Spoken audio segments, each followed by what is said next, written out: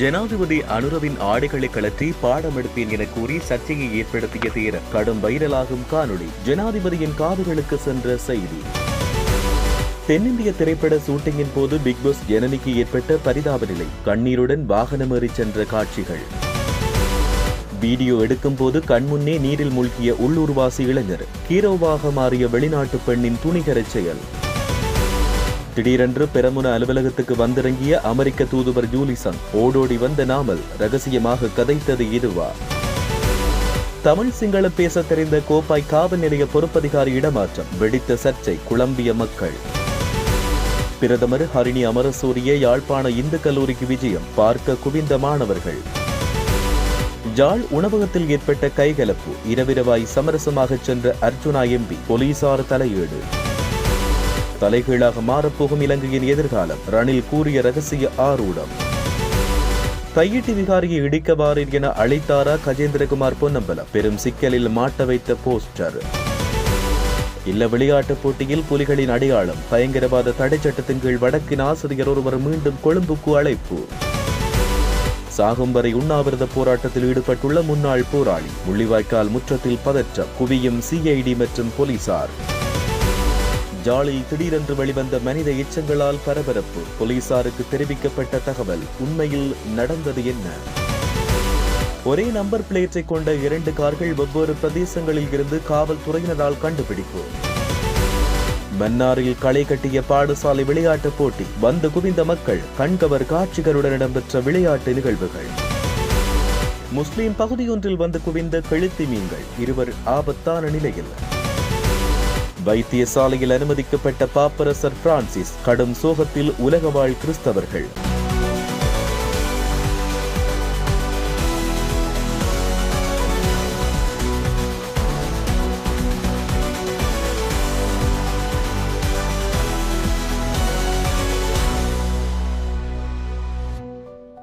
அனுரவின் ஆடைகளை கழற்றி பாடம் கற்பிப்பேன் என அண்மையில் அம்பிட்டிய சுமணரத்ன தேரர் வெளியிட்ட காணொளி இணையதளத்தில் கடும் வைரலாக பரவியுள்ளது. சிறிய எண்ணிக்கையிலான மக்கள் சிறுவர்களை பின்னால் நிறுத்திவிட்டு கருப்பு நிற பொலித்தீனால் உடலை சுற்றி பின்னர் அதனை கிழித்து அவ்வாறு ஜனாதிபதி அனுரவின் ஆடையை கழற்றி பாடம் கற்பிப்பேன் என்று கூறிய காணொலியே இவ்வாறு பேசுபொருளாகியுள்ளது. மேலும் தமிழர்களும் இஸ்லாமியர்களும் எங்களை நாயைப் போல நடத்துகிறார்கள் என்று இனவாத கருத்துக்களை வெளியிட்டுள்ளார். அண்மை காலமாக அனுர அரசை கடுமையாக விமர்சித்து வரும் குறித்த தீர்வு தொடர்பில் ஜனாதிபதிக்கு தெரியப்படுத்த வேண்டும் என பலர் பதிவுகளை இட்டு வருகின்றனர். குறிப்பிடத்தக்கது. ஸ்ரீலங்காவில் இருந்து பிக் பாஸ் நிகழ்ச்சிக்கு சென்று பிரபலமான ஜனனி தற்போது தென்னிந்திய திரைப்படங்களில் நடித்து வருகிறார். இந்நிலையில் அண்மையில் இடம்பெற்ற ஷூட்டிங்கின் போது காலில் காயமுற்ற காணொலியொன்று வைரலாக பரவியுள்ளது. சுற்றி வளைத்த ஊடகர்கள் மற்றும் ரசிகர்களை தாண்டி வாகனம் ஒன்றில் பயணிக்கும் காட்சிகளை இவ்வாறு வெளியாக்கி ரசிகர்கள் மத்தியில் கவலையை ஏற்படுத்தியுள்ளது. இலங்கைக்கு விடுமுறைக்கு வந்த ஃபரா புத்ரி முல்யானி என்கின்ற மலேசிய பெண் சுற்றுலா பயணி தியலம நீர்வீழ்ச்சியில் குளித்துக் கொண்டிருந்த போது நீரில் மூழ்கிக் கொண்டிருந்த உள்ளூர் நபரை மீட்டுள்ளார். சுற்றுலா பயணியின் கேமராவில் பதிவான காணொலியில் காட்சிகளில் தண்ணீரில் விழுந்த தங்கள் நண்பரை மீட்க அந்த நபரின் நண்பர்கள் உதவி கேட்டு கூச்சலிடுவது பதிவாகியுள்ளது. இதையடுத்து விரைந்து செயற்பட்ட பெண் சுற்றுலா பயணி நீரில் மூழ்கி அந்த நபரை உயிருடன் கரைக்கு கொண்டு வருவதை அடுத்து அதன் பின்னர் அவர் தன்னுடைய நண்பர்களால் அழைத்துச் செல்லப்பட்டார். இந்த சம்பவம் குறித்து சமூக ஊடகங்களில் கருத்து தெரிவித்த மலேசிய சுற்றுலா பயணி ஃபரா புத்ரி முல்யானி நீர்வீழ்ச்சி அபாயங்கள் குறித்து எச்சரிக்கையாக இருக்குமாறு மக்களை கேட்டுக்கொண்டார். அத்துடன் குளம் மிக ஆழமாக செல்லக்கூடும் என்பதால் நீர்வீழ்ச்சி அபாயங்கள் குறித்து அதிகமான மக்கள் விழிப்புடன் இருக்க வேண்டும் என அவர் குறிப்பிட்டுள்ளார். இந்நிலையில் குறித்த சம்பவம் தொடர்பான காணொலி சமூக ஊடகங்களில் வேகமாய் பரவி வருவதுடன் நபரை காப்பாற்றிய பெண்ணுக்கு பாராட்டுக்கள் குவிந்து வருகின்றமை குறிப்பிடத்தக்கது.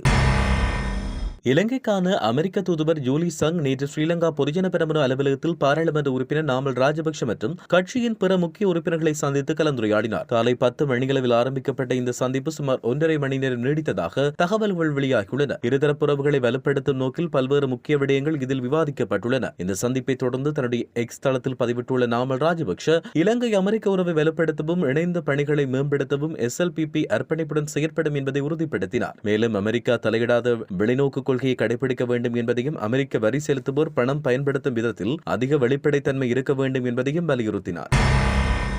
கோப்பாய் காவல் நிலைய பொறுப்பதிகாரியை இடமாற்றம் செய்ய வேண்டாம் என கோப்பாய் காவல் பிரிவுக்குட்பட்ட பகுதிகளில் பொதுமக்கள் பெயரில் பதாதைகள் கட்டப்பட்டுள்ளன. கோப்பாய் காவல் நிலைய பொறுப்பதிகாரி பெதகெதர கடந்த 3 ஆண்டுகளுக்கு முதல் பொறுப்பதிகாரியாக பொறுப்பேற்றிருந்தார். தமிழ் மொழி பேசக்கூடியவராக இருந்ததால் கோப்பாய் காவல் பிரிவுக்குட்பட்ட பகுதியில் வாழும் தமிழ் மக்கள் இவரை இலகுவில் அணுகக்கூடியவாறு இருந்ததால் காவல் பிரிவுக்குட்பட்ட பகுதியில் குற்றச்செயல்கள் பெருமளவில் கட்டுப்படுத்தப்பட்டிருந்தது. இந்நிலையில் பொறுப்பதிகாரிக்கு பதுளைக்கு திடீர் மாற்றம் வழங்கப்பட்டுள்ளது. தமிழர் பகுதிகளில் தமிழ் மொழி பேசக்கூடிய காவல்துறை அதிகாரிகள் கடமையாற்ற வேண்டும் என பல்வேறு தரப்பினரும் கோரி வரும் நிலையில் தமிழ் மொழி பேசக்கூடிய பொறுப்பதிகாரி திடீர் இடமாற்றம் செய்யப்பட்டுள்ள நிலையில் குறித்த பதாதைகள் கட்டப்பட்டுள்ளன.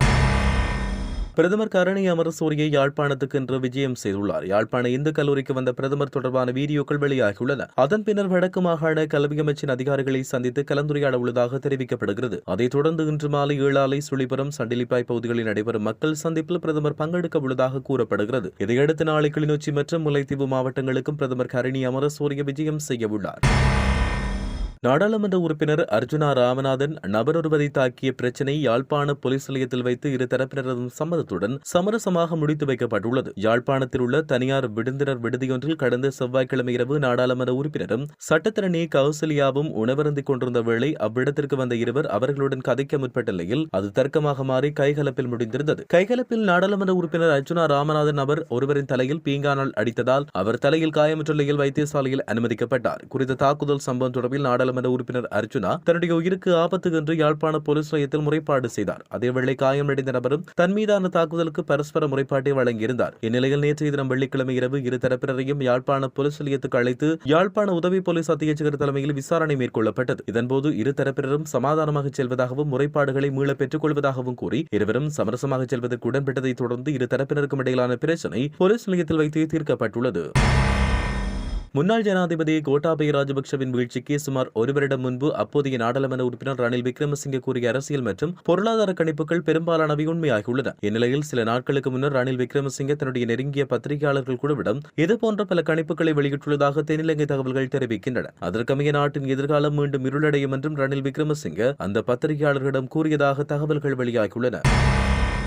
தையிட்டியில் சட்டவிரோதமாக கட்டப்பட்ட பிகாரியை இடிக்க மக்கள் ஒன்று சேர வேண்டும் என சமூக ஊடகங்களில் கஜேந்திரகுமார் பொன்னம்பலத்தின் பெயரை குறிப்பிட்டு பரப்பப்பட்டு வந்த துண்டு பிரசுரம் தொடர்பில் இன்று நீதிமன்றத்தில் ஆஜரான பாராளுமன்ற உறுப்பினர் கஜேந்திரகுமார் பொன்னம்பலத்துக்கு பிணை வழங்கப்பட்டுள்ளது. யாழ்ப்பாணம் தையிட்டி திசவிகாரை இடித்து அகற்ற சமூக வலைதளங்களில் துண்டு பிரசுரத்தை பரப்பினார் என்ற குற்றச்சாட்டில் பாராளுமன்ற உறுப்பினர் கஜேந்திரகுமார் பொன்னம்பலத்துக்கு மல்லாகம் நீதவான் நீதிமன்றத்தால் அழைப்பு கட்டளை விடுக்கப்பட்டது. இந்நிலையில் மல்லாகம் நீதவான் நீதிமன்றத்தில் ஆஜரான பாராளுமன்ற உறுப்பினரை 1 லட்சம் ரூபாய் சொந்த பிணையில் விடுவித்த நீதவான் வழக்கு ஜூன் 26ஆம் தேதி ஒத்திவைத்தார். அரசாங்கத்தினால் கவனமாக பயன்படுத்துவதாக உத்தரவாதம் அளிக்கப்பட்ட பயங்கரவாத தடைச்சட்டத்தை பயன்படுத்தி போரால் பாதிக்கப்பட்ட கிளிநொச்சியில் அமைந்துள்ள பாடசாலை ஒன்றின் ஆசிரியர் ஒருவரை மீண்டும் கொழும்பில் உள்ள பயங்கரவாத தடுப்பு மற்றும் விசாரணை பிரிவுக்கு போலீசார் அழைத்துள்ளனர். கிளிநொச்சி கோணாவில் மகா வித்தியாலயத்தின் ஆசிரியர் இன்னாசிமுத்து சத்தியசீலனிடம் 2024 நவம்பர் 6ஆம் தேதி பெறப்பட்ட வாக்குமூலம் தொடர்பில் மேலதிக விசாரணைகளை மேற்கொள்வதற்காக 2025 பிப்ரவரி 17ஆம் தேதி காலை 9:30 மணிக்கு கொழும்பு ஒன்றில் அமைந்துள்ள பயங்கரவாத தடுப்பு மற்றும் விசாரணை பிரிவுக்கு வருமாறும் அவர் அழைக்கப்பட்டுள்ளார்.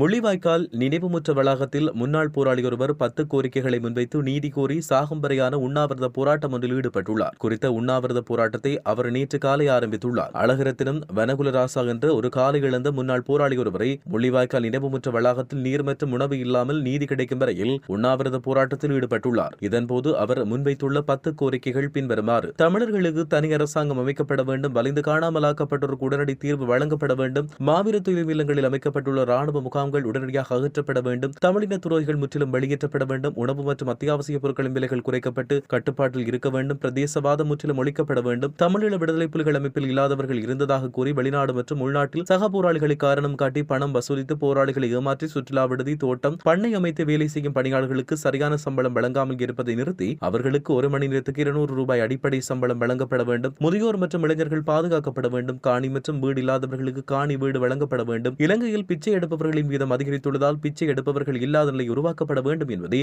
அந்த கோரிக்கைகளாகும்.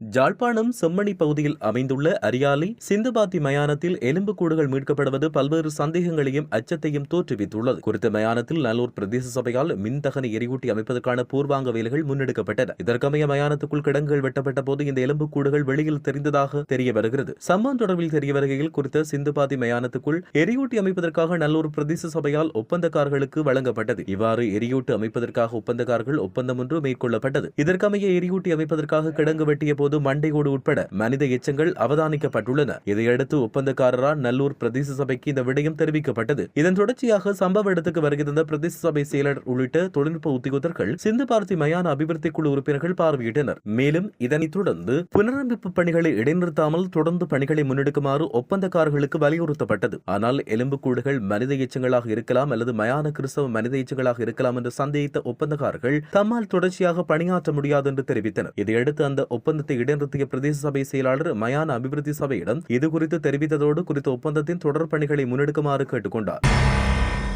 தெஹிவளை மற்றும் தலகம பகுதிகளில் ஒரே நம்பர் பிளேட்டை கொண்ட 2 கார்கள் காவல்துறையால் பறிமுதல் செய்யப்பட்டுள்ளது. இந்த கார்களை நேற்று பாணந்துறை பலானாவில் உள்ள மத்திய ஊழல் தடுப்பு தாக்குதல் படையுடன் இணைக்கப்பட்ட காவல்துறை புலனாய்வு அதிகாரிகள் பறிமுதல் செய்துள்ளனர். விசாரணைகளை தொடர்ந்து ஒரு வாகனம் தெஹிவளையில் உள்ள சி ஸ்ட்ரீட்டிலிருந்து மற்றொரு வாகனம் தலகமாவில் உள்ள முதியன் சவத்தையிலிருந்தும் பறிமுதல் செய்யப்பட்டுள்ளது.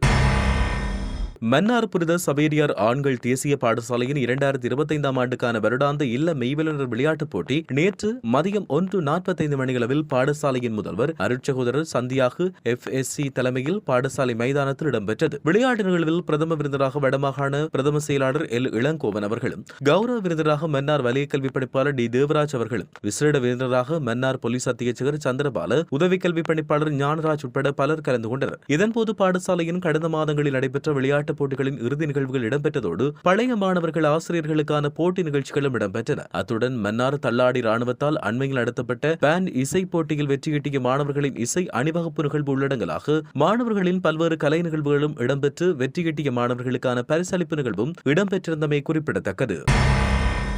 சாய்ந்தமருது கடலில் கரைவலை மீனவர்களால் அதிக அளவில் கடல் கெளுத்தி மீன்கள் பிடிக்கப்பட்டுள்ளன. நேற்று வெள்ளிக்கிழமை மாலை மீன்பிடியில் ஈடுபட்ட கரைவலை மீனவர்களுக்கு இந்த மீன் கிடைத்துள்ளது. இந்த பிரதேச மீனவர்களின் வாழ்நாளில் கடல் கெளுத்தி மீன் ஒரே பாட்டில் இப்படி மொத்தமாக தமது வலைகளில் அகப்பட்ட வரலாறு இல்லை என்று மீனவர்கள் தெரிவிக்கின்றனர். மீனை பிடிக்கும் சந்தர்ப்பத்தில் முள்ளுள்ள இந்த மீனால் முள்குத்தி இருவர் வைத்தியசாலையில் கொண்டு செல்லப்பட்டதாக மீனவர்கள் தெரிவிக்கின்றனர். பரிசுத்த பாப்பரசர் பிரான்சிஸ் உடல்நல பாதிப்பின் காரணமாக வைத்தியசாலையில் அனுமதிக்கப்பட்டுள்ளதாக சர்வதேச ஊடகங்கள் செய்தி வெளியிட்டுள்ளன. வத்திக்கான் அறிக்கையை மேற்கோள் காட்டி இந்த செய்தி வெளியாகியுள்ளது. நெஞ்சு சளி பாதிப்பால் பரிசுத்த பாப்பரசர் பாதிக்கப்பட்டுள்ளதாக வத்திக்கான் அறிக்கை கூறியுள்ளது. கடந்த சில வாரங்களாக சுவாசிப்பதில் பிரச்சனைகளை எதிர்கொண்டிருந்ததாகவும் தன்னுடைய உரைகளை வாசிக்கும் பொறுப்பை அதிகாரிகளிடம் ஒப்படைத்ததாகவும் இதன்போது கூறப்படுகிறது. தற்போது பாப்பரசரின் வயது 88 ஆகும். இந்நிலையில் நேற்று காலை ஆராதனைக்கு பின்னர் பரிசுத்த பாப்பரசர் வைத்தியசாலையில் அனுமதிக்கப்பட்டதாக வத்திக்கான் அறிக்கையில் தெரிவிக்கப்பட்டுள்ளது.